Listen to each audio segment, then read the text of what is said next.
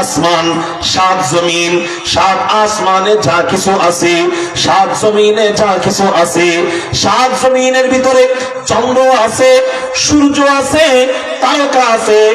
এক তারকার থেকে আরেক তারকার দূরত্ব বিজ্ঞান বলে এক তারকার থেকে আরেক তারকার দূরত্ব 33 লক্ষ আলোক বর্ষ।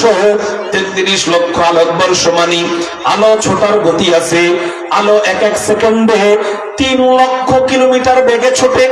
1 সেকেন্ডে যদি আলো 3 লক্ষ কিলোমিটার বেগে যায়, তাহলে 1 সপ্তাহে কত যাবে, 1 মাসে কত যাবে, 1 বছরে কত যাবে। এইরকম করে এই আলো 1 বছরে যত দূর যায়, এটাকে বলা হয় 1 আলোক বর্ষ। এই আলো 33 লক্ষ বছর দূরে গেলে যত দূর যাবে, এই 33 লক্ষ বছর দূরে যায় আল্লাহ পাক রব্বুল আলামিন একটা তারকা বানিয়েছেন। ওটার থেকে আবার 33 লক্ষ বছর দূরে আরেকটা তারকা, ওটার থেকে 33 লক্ষ বছর দূরে আরেকটা তারকা। এরকম করে আল্লাহ পাক রব্বুল আলামিন আসমান সাজায় রাখছেন কোটি কোটি কোটি কোটি কোটি কোটি তারকা আর গ্যালাক্সি দিয়া। আল্লাহ বলেন, ইন্না যায়্যানাস সামাআদ দুনিয়া বিজিনাতিল কাওয়াকিব। আমি আল্লাহ আসমানকে বিভিন্ন ধরনের তারকা দিয়ে সাজিয়েছি, তারকারাজি দিয়ে সাজিয়েছি। এগুলা সবগুলা হলো দুনিয়ার ভিতরে। আল্লাহ পাকের কাছে এরকম সমস্ত তারকা, সমস্ত তারকারাজি, সমস্ত গ্রহ, এই পৃথিবীর মতো আরো কোটি কোটি গ্রহ আছে। গ্রহগুলা আসমানের নিচে সূর্য আছে, এই সূর্য, আসমানের নিচে চন্দ্র আছে, এই চন্দ্র, আবার আসমানের উপরেও অনেক কিছু আছে। এই সব কিছু মিলায়া হলো দুনিয়া। এই সমস্ত দুনিয়া আল্লাহর কাছে ধ্বংস হয়ে গেলে আল্লাহ যতটা বেশি কষ্ট পান, একজন মুসলমানকে যদি কেউ হত্যা করে তার থেকেও আল্লাহ পাক রব্বুল আলামিন বেশি কষ্ট পাবেন। একটু চিৎকার দিয়া বলেন সুবহানাল্লাহ। একজন মুসলমানের দাম আল্লাহ পাক রব্বুল আলামিন, একজন মুসলমানের দাম, মানুষ হিসাবে একজন মুসলমানের দাম পুরা দুনিয়ার থেকে বেশি দিচ্ছে। বলেন সুবহানাল্লাহ। এই দাম ইসলাম দিচ্ছে, এই দাম আল্লাহ দিচ্ছে। 3 নাম্বার, ইসলাম মানুষকে কি মর্যাদা দেয়? মানুষের মধ্যে 3 নাম্বার শ্রেণী হলো মুমিন বান্দা।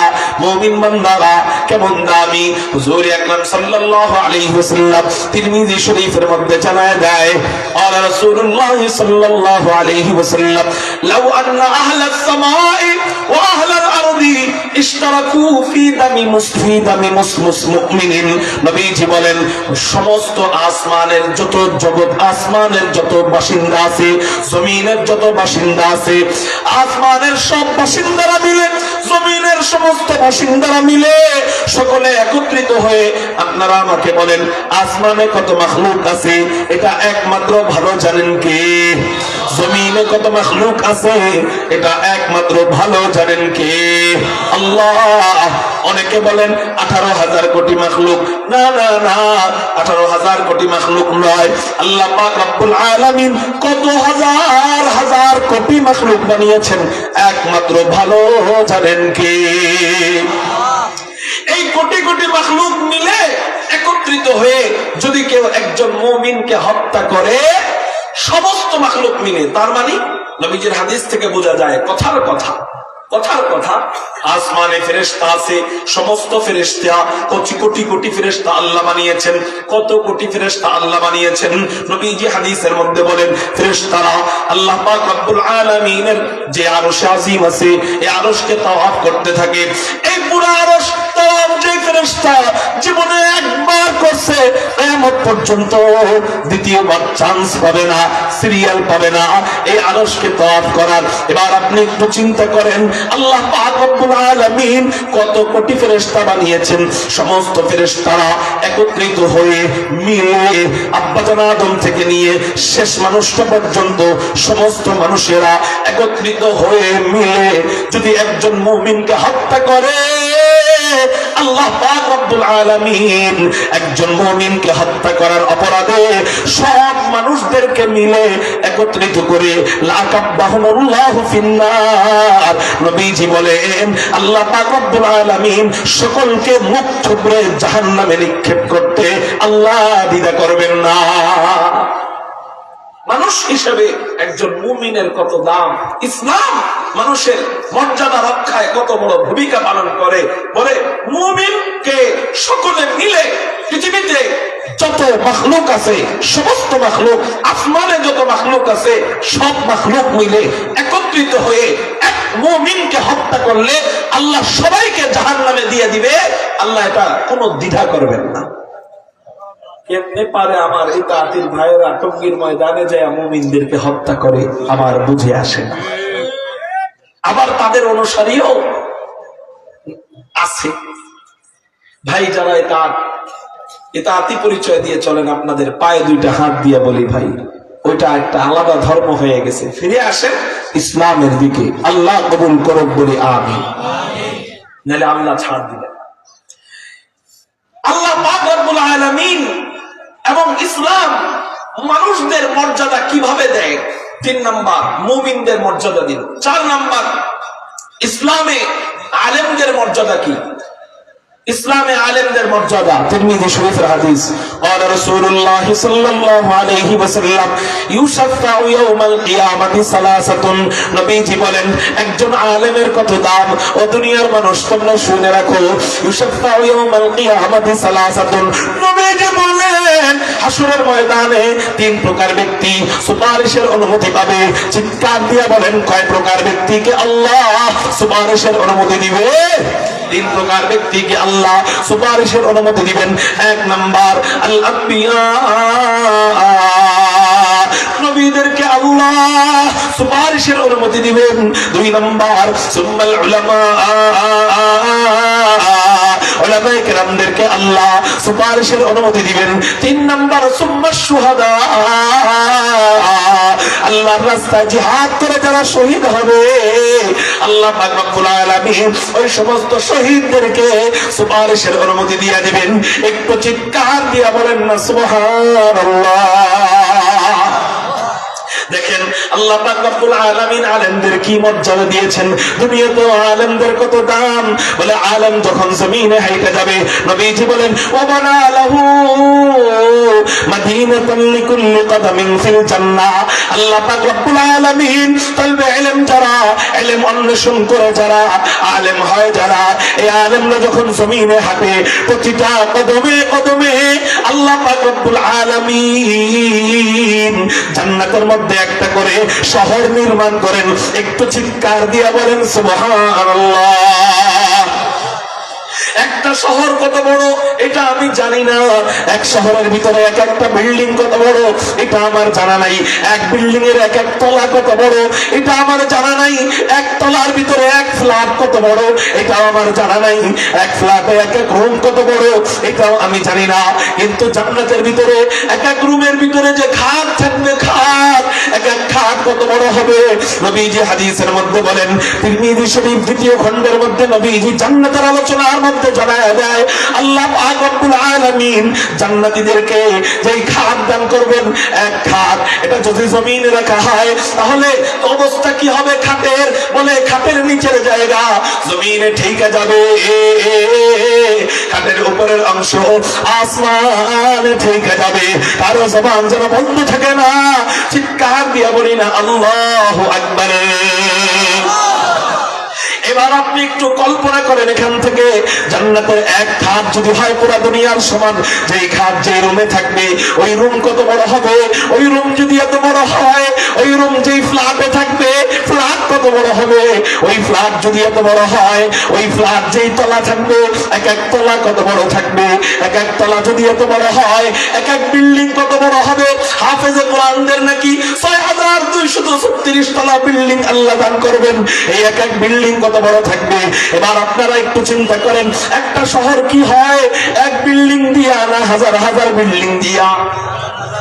এইরকম হাজার হাজার বিল্ডিং দিয়া আল্লাহ একটা জান্নাতের শহর নির্মাণ করবেন। মানে তলবে ইলম যখন ইলম অন্বেষণের জন্য যাবে, আলেম ও তলবে ইলম, আলেম হওয়ার পর ইলম অন্বেষণ আমাদের আরো বাইরে গেছে, ইলমের ক্ষুধা আমাদের বাইরে গেছে, ইলমের তৃষ্ণা আমাদের ছাত্র জামানায় যত ছিল এখন আরো বাইরে গেছে। সেই হিসাবে আলেম ও তলবে ইলম, অতএব ওই তলবে ইলম আলেম যখন রাস্তা দিয়ে হাইটা যায়, আল্লাহ পাক রব্বুল আলামিনের হাবিব জানায় দেয় ওই আলেমের জন্য, ওই তলবে ইলমের জন্য প্রতি কদমে কদমে আল্লাহ জান্নাতে একটা করে শহর নির্মাণ করেন। এবার একজন আলেম যদি 25 বছর ধরে আলেম হয়, 25 বছরে যত কদম দিয়ে সে হাঁটছে, যত লক্ষ কদম দিয়ে হাঁটাহাঁটি করছে, যত কোটি কদম দিয়ে হাঁটাহাঁটি করছে, আল্লাহ তার জন্য জান্নাতে তত কোটি শহর বানায় রাখছেন। কারো জবান যেন বন্ধ থাকে না, চিৎকার দিয়ে বলেন আলহামদুলিল্লাহ। আলহামদুলিমান কদ্দারা খাইরাহু ওয়া খাবালা, আলহামদুলিমান কদ্দারা খাইরাহু ওয়া খাবালা, ওয়া শুকরু লিমান সাওয়ারা হুসনা ওয়া জামালা, ফারদুন সামাদুন আন সিফাতিল খালকি বারিউন, রব্বুন আযালিয়ুন খালাকাল খালকা কামালা। খায়ের অল্প সময় আলোচনা গোছানো মুশকিল, মাঝখানে এতটুকু যদি বুঝে থাকেন তাহলে বলেন আমরা আমাদের ছেলেদেরকে, আমাদের সন্তানদেরকে, আমাদের মেয়েদেরকে আমরা আলেম বানাবো, মেয়েদেরকে আলেমা বানাবো, ছেলেদেরকে আলেম বানাবো। রাজি আছেন কারা কারা? আল্লাহু আকবার বলে দুই হাত আল্লাহরে দেখান। রাজি আছেন ইনশাআল্লাহ? আল্লাহ তুমি কবুল করো, বলি আমিন। তাহলে একজন আলেমের মর্যাদা নবীজি হাদিসের মধ্যে বলে দিলেন, ইউশাফাউ ইয়াউমাল কিয়ামাতি সালাসাতুন আল আম্বিয়া সুম্মাল উলামা। একজন আলেম সুপারিশের অনুমতি পাবে। অতএব আলেম তাদের ব্যাপারে সুপারিশ করবে যারা আলেমদের ছাত্র হবে, যারা আলেমদেরকে মহব্বত করবে। নবীজি বলেন কোন আলিমান, তুমি যদি জান্নাতে যাইতে চাও তাহলে আলেম হও, যদি আলেম হইতে না পারো তাহলে আও মুতাআল্লিমান, আলেমের ছাত্র হও, যদি ছাত্র হইতে না পারো আও মুস্তাঈনান, আলেমকে সাহায্য করো, যদি সাহায্য করতে না পারো আও মুহিব্বান, আলেমকে মহব্বত করো। এই উসিলায় আল্লাহ আল মারউ মা মান আহাব্বা, আলেমের সাথে জান্নাত দিয়ে দিবেন। কিন্তু সাবধান, ওয়ালা তাকুন খামিসান ফাতাহলিক, 5 নাম্বার হয় না, ধ্বংস হয়ে যাইবা। 5 নাম্বারটা হয়েছিল নমরুদ, আল্লাহ ধ্বংস করে দিছে। 5 নাম্বার হয়েছিল ফিরাউন, আল্লাহ ধ্বংস করে দিছে। 5 নাম্বার হয়েছিল কারুন, আল্লাহ ধ্বংস করে দিছে। 5 নাম্বার হয়েছিল আবু জাহেল, উতবা, শাইবা, আবু লাহাব, আল্লাহ ধ্বংস করে দিছে। 5 নম্বর হয়েছিল বুশ, আল্লাহ ধ্বংস করে দিছে। 5 নম্বর হয়েছিল অংশান সূচি, আল্লাহ ধ্বংস করে দিছে। 5 নম্বর হয়েছিল খুনি স্বৈরাচার হাসিনা, আল্লাহ ধ্বংস করে দিছে। জুতার পিটা দিয়া দিয়া এক এক স্বৈরাচারকে জেলের মধ্যে আল্লাহ ঢুকাইতেছে, একমাত্র কারণ মান আদালি ওয়ালিয়ান ফাকাদ আযানতুহু বিল হারব। আল্লাহ ওয়ালাদের সাথে, উলামায়ে দেওবন্দের সাথে, উলামায়ে কেরামদের সাথে দুশমনির পরিণাম। অতএব আজকে ইতাআতির ভাইদেরকে অনুরোধ করে বলতে চাই, রাগের ভাষায় বলতে চাই না, আদর করে বলতে চাই, উলামায়ে কেরামদের তত্ত্বাবধানে চলে আসেন, উলামায়ে কেরামদের ছায়ায় চলে আসেন। ইনশাআল্লাহ নবীজির হাদিস মোতাবেক আলেম আপনার ব্যাপারে সুপারিশ করে জান্নাতে নিয়ে যাবে। আর আলেমদের সাথে দুশমনি করবেন, আলেমদেরকে হত্যা করবেন, পরিস্থিতি কি হবে? নিজেদের মামলায় নিজেরা ফাঁসা যাবেন। দেখেন না 12 জন আলেমের বিরুদ্ধে মামলা করেছিল, আল্লামা আব্দুল হামিদ পীর সাহেবের বিরুদ্ধে মামলা করেছিল, বাইতুল মুকাররমের খতিব আজম আল্লামা মুফতি আব্দুল মালিক হাফিজাহুল্লাহ ওনার বিরুদ্ধে মামলা করেছিল। মামলা করতে দেরি হয়েছে, নিজেরাই রাত্রিবেলা হুজুরদেরকে হত্যা কইরা এখন নিজেরাই জেলের মধ্যে ঢুকে গেছে। এটা একটা ইস্যু। আল্লাহ যারা ধ্বংস করবে তার পরিণাম যে কোনো একটা ইস্যু তার হয়ে সে ধ্বংস হয়ে যাবে। কারণ আমার কথা না, নবীজি বলেন সাবধান, উলামা বিদ্বেষী হইবা ধ্বংস হয়ে যাইবা। হাসিনা উলামা বিদ্বেষী হয়েছিল, ধ্বংস হয়েছিল। এই কোটা সংস্কার আন্দোলন এটা একটা কি ইস্যু? আল্লাহ তো কোনো এক ইস্যুতে ধ্বংস করবে, আল্লাহ তো ডাইরেক্ট জমিনে এই আল্লাহ পাকের কুদরতি হাত দিয়ে আসারের বাইরে ধ্বংস করবে না। আল্লাহ একটা ইস্যু টান দিয়া, একটা ফরমালিটি টান দিয়ে আল্লাহ ধ্বংস করবে। এটা একটা ইস্যু ছিল। কোটা সংস্কার আন্দোলনের চেয়ে কত বড় বড় আন্দোলন গেছে, হাসিনারে লড়াইতে পারেনি। কিন্তু পিচ্ছে বলাবানের আন্দোলনে বাপরে বানাইছিল জাতির পিতা, পোলাপান বানায় দিছে জুতার পিতা। ঠিক না ভাই? ঠিক। এগুলো একটা ইস্যু। এই জন্য বলি, আলেম বিদ্বেষী হবেন কোন ইস্যু দিয়া যে আল্লাহ আপনার ধ্বংস করবে আপনি নিজেও টের পাইবেন না। এজন্য উলামা বিদ্বেষী থাকবো না তো ইনশাআল্লাহ। তাহলে বলেন, উলামায়ে কেরামদেরকে ইসলাম মর্যাদা দিয়েছে কিনা বলেন। 4 নম্বর শ্রেণী গেল। 5 নম্বর শ্রেণী, এতিমদের মর্যাদা রক্ষায় ইসলামের ভূমিকা কি? নবীজি মুসনাদে আহমদের মধ্যে জানায় দেন, আলা রাসূলুল্লাহ সাল্লাল্লাহু আলাইহি ওয়াসাল্লাম, মান দাম্মা ইয়াতীমান বাইনা আবাওয়াইনি মুসলিমাইনি ইলা তাআমিহি ওয়া শারাবিহি হাত্তা ইস্তাগনিয়া আনহু ওয়াজাবাত লাহুল জান্নাহ। নবীজি বলেন, কোন ব্যক্তি যদি কোন ইতিমের জিম্মাদারি নিয়ে নেয়, কোন মুসলিম পিতামাতার ইতিম সন্তানকে লালন পালনের জিম্মাদারি নিয়ে নেয়, ইলা তুআমিহি ওয়া শারাবিহি, তার খানাপিনার সাথে ইতিমকে শরীক করে নেয়, হাত্তা ইস্তাগনিয়া আনহু, ওই ইতিম স্বাবলম্বী হওয়ার আগ পর্যন্ত, ইতিম বড় হওয়ার আগ পর্যন্ত ওই ইতিমের জিম্মাদারি যে নিয়ে নেয়, নবীজি বলেন ওয়াজাবাত লাহুল জান্নাহ। আল্লাহ পাক রব্বুল আলামিন সে মারা যাওয়ার পর, হাসরের ময়দান অতিক্রম হওয়ার পর, মিজানের পাল্লা অতিক্রম হওয়ার পর, সিরাত অতিক্রম হওয়ার পর জান্নাত দিবে। কয় না না না, এত দেরি করে তাকে জান্নাত দিবেন না, ইতিমের জিম্মাদারি যে নিবে ওয়াজাবাত লাহুল জান্নাহ, আল্লাহ তার জন্য সাথে সাথে জান্নাতকে ওয়াজিব করে দিবে। চিৎকার দিয়া বলেন সুবহানাল্লাহ। তাহলে উচিত তো ছিল এতিমখানা যেগুলা, মাদ্রাসা যেগুলা, এগুলা আমাদের নিজেদের ভূমিকায় আগায় আসা, হুজুরদের হাত পত্র হয় কেন? আল্লাহ আমাদেরকে এতিমদের সাথে থাকার তৌফিক দান করুক, বলি আমিন। তাহলে এতিমদের মর্যাদা রক্ষায় ইসলামের ভূমিকা গেল 5 নম্বর। 6 নম্বর, ছোট বাচ্চাদের মর্যাদা রক্ষায় ইসলামের ভূমিকা। নবীজি বলেন, আলা রাসূলুল্লাহ সাল্লাল্লাহু আলাইহি ওয়াসাল্লাম, মান লাম ইয়ারহাম সাগীরানা ওয়া লাম ইউক্কির কাবীরানা ফালাইসা মিন্না।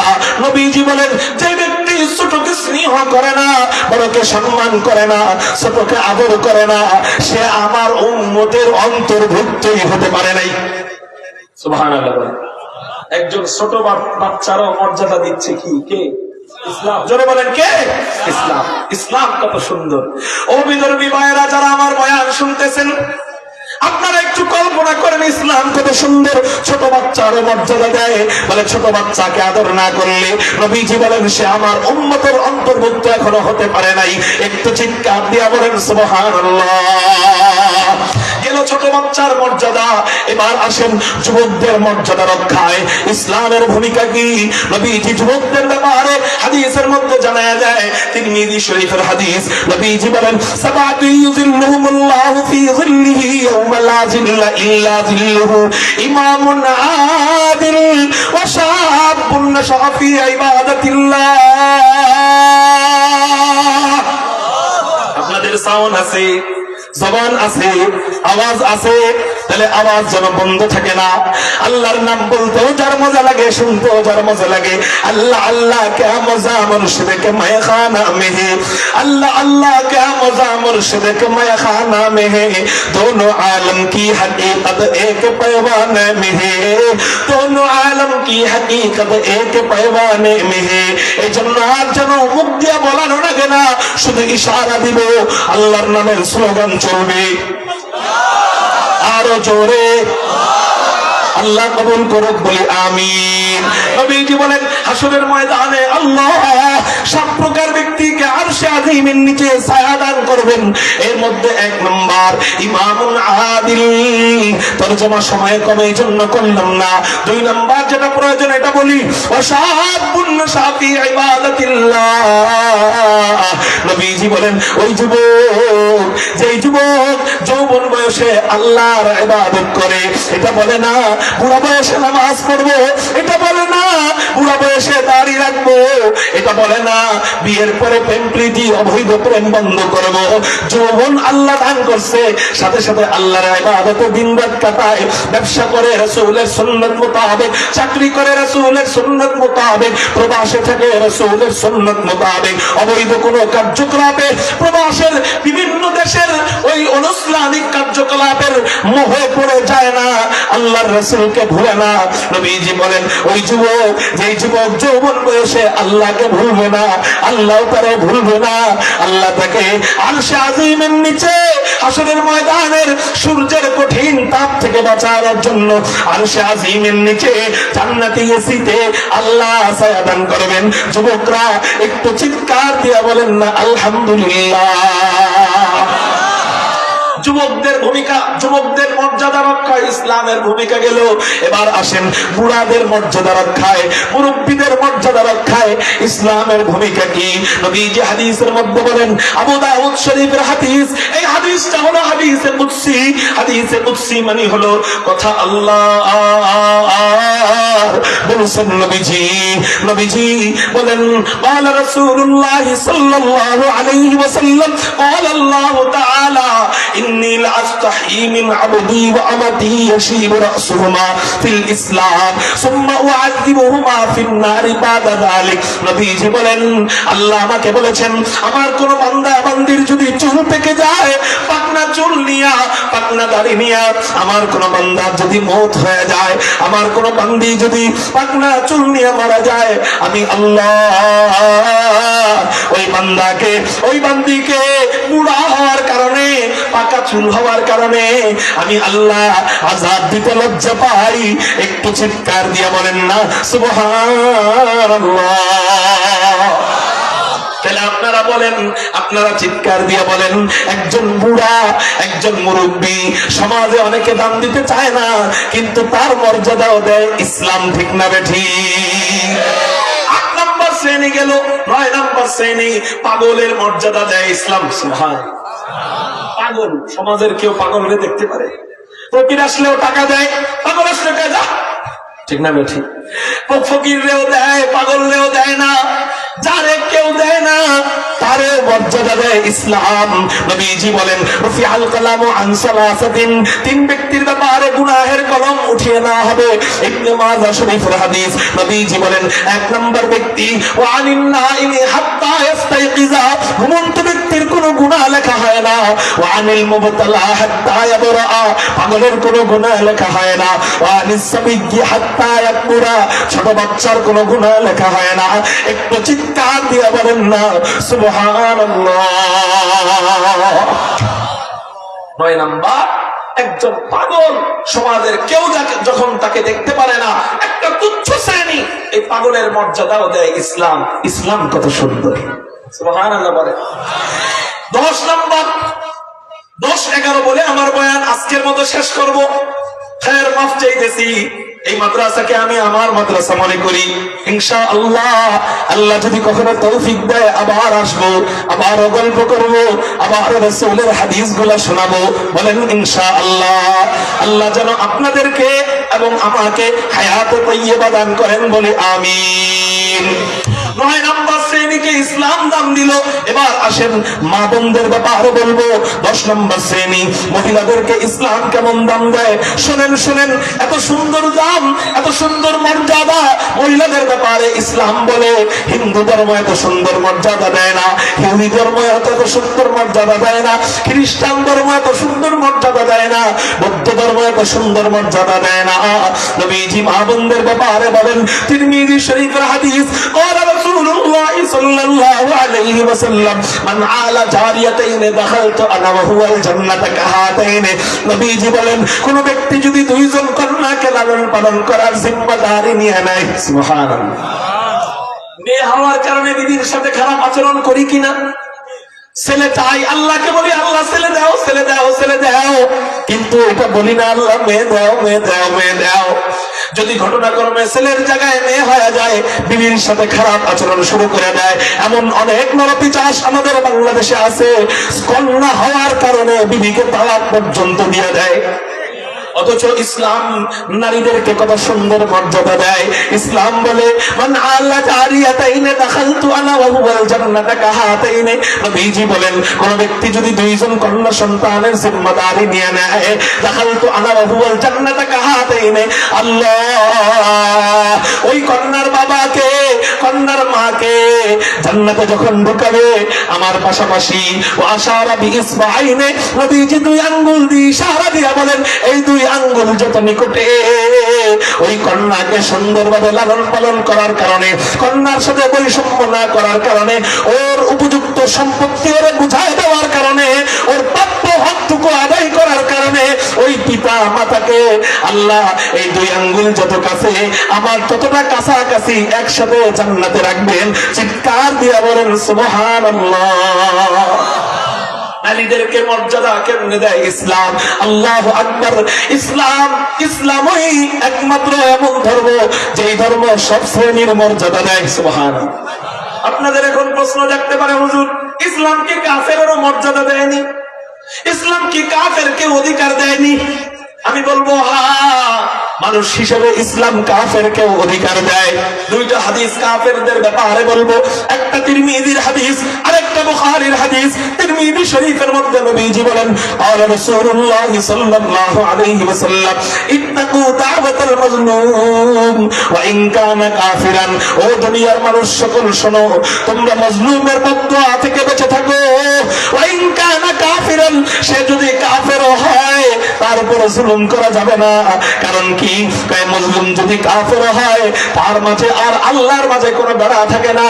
অতএব আল্লাহ পাক রব্বুল আলামিন জুলুমের কারণে দুনিয়া থেকে শাস্তি দেওয়া শুরু করে দেয়। দেখেন না বর্তমানে আমেরিকায় তাবারল দাও দাও করে চলতেছে কেন? একমাত্র কারণ জুলুম। তাহলে একজন কাফেরের মর্যাদা, একজন কাফেরের অধিকার ইসলাম দিচ্ছে কিনা? এই তো তিরমিজির হাদিস। এবার আসেন বুখারী শরীফের হাদিস। নবীজি বলেন ক্বালা রাসূলুল্লাহ সাল্লাল্লাহু আলাইহি ওয়াসাল্লাম মান কাতালা মুআহাদান লাম ইয়ারিহ রাইহাতাল জান্নাহ। যে ব্যক্তি ইসলামী রাষ্ট্রের কোন চুক্তিবদ্ধ কাফেরকে অনর্থক হত্যা করবে, অনর্থক মানে দোষ করে না, এমনি একজন কাফের যাইতেছে আপনি ওনাকে হত্যা করে ফেললেন খামাখা, নবীজি বলেন লাম ইয়ারিহ রাইহাতাল জান্নাহ, আল্লাহ এতে এতটাই বেশি কষ্ট পায়। একজন কাফেরকে হত্যা করার পরেও অনর্থক হত্যা করলা, একটা মুসলিম রাষ্ট্রে চুক্তিবদ্ধ কাফেরকে তুমি অনর্থক হত্যা করলা, লাম ইয়ারিহ রাইহাতাল জান্নাহ, আল্লাহ এতটা বেশি কষ্ট পাবে যে আল্লাহ তোমাকে জান্নাতের ঘ্রাণও শুঁকতে দিবে না। জান্নাতে তো দিবেই না, জান্নাতের ঘ্রাণ 40 বছর দূর থেকে পাওয়া যায়। কয় বছর? আর 40 বছর দূর থেকে পাওয়া যায়। এত দূর থেকেও জান্নাতের ঘ্রাণ পাওয়া যায়। আল্লাহ ওই ঘ্রাণটুকু ওই ব্যক্তিকে শুঁকতে দিবে না যে একজন অনর্থক চুক্তিবদ্ধ কাফেরকে হত্যা করবে। তাহলে বলেন প্রতিটা শ্রেণীর মর্যাদা রক্ষায় ইসলামের ভূমিকা সবচেয়ে বেশি কিনা? এই ইসলামের জন্য উলামায়ে কেরাম আমাদেরকে যদি রক্ত দিতে ডাক দেয়, আল্লাহ এবং তার রাসূলের ইজ্জতকে হেফাজত করবার জন্য যদি উলামায়ে কেরাম রক্ত দিতে ডাক দেয়, নবীজির খতমে নবুয়তকে হেফাজত করবার জন্য যদি তাজা করে দিতে ডাক দেয়, টঙ্গীর পবিত্র ময়দানকে হেফাজত করবার জন্য যদি রক্ত দিতে ডাক দেয়, ইসলামের জন্য হাসতে হাসতে শাহাদাতের সুধা পান করতে রাজি আছেন কারা কারা? আল্লাহু আকবার বলে দুই হাত আল্লাহর দিকে। যেই কয়টা কথা বললাম, ছোটা ফাটা কথা, ভাঙা আলোচনা, আল্লাহ আমাদেরকে এই কয়টা কথার উপর আমল করবার, ইসলামকে মহব্বত করার তৌফিক দান করুক বলে আমিন। ওই আল্লাহর গোলামি করে মরার তৌফিক দান করুক আমিন। আখির দাওয়ানা আলহামদুলিল্লাহ।